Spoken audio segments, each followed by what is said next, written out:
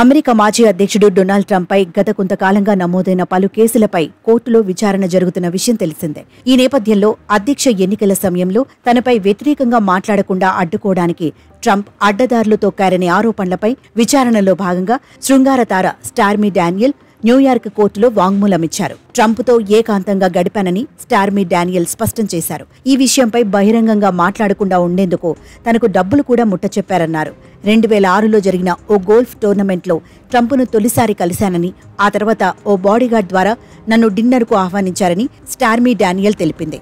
అనంతరం హోటల్ సూట్కు తీసుకెళ్లారని, ఆయన ఉద్దేశం ఏంటో అర్థమై అక్కడ ఇద్దరం ఏకాంతంగా గడిపాం. ఆ తర్వాత పలుమార్లు భేటీ అయినప్పటికీ సన్నిహితంగా మెలగలేదని వెల్లడించారు. మా సంబంధం గురించి ఎంతో మందికి తెలుసని డానియల్ వివరించారు. 2006లో నెవాడాలోని గోల్ఫ్ కోర్సులో డొనాల్డ్ ట్రంప్ స్టార్మీ డానియల్స్కు తొలిసారి పరిచయమైంది. ఫోన్ స్టూడియోలో వీళ్ళిద్దరూ ఫోటోలకు ఫోజులిచ్చారు. ఆ సమయంలో డానియల్ స్టూడియోలో గ్రీటర్గా పనిచేస్తున్నారు.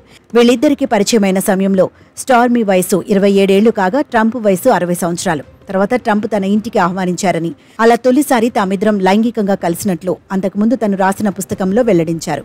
డొనాల్డ్ ట్రంప్ భార్య మెలానియా గర్భవతిగా ఉన్న సమయంలో డానియల్స్తో ట్రంప్ వివాహేతర సంబంధం కొనసాగిందని తెలిపింది. ఇదంతా జరిగిన 10 ఏళ్ల తర్వాత అంటే 2016లో ట్రంప్ అధ్యక్ష బరిలో నిలిచారు.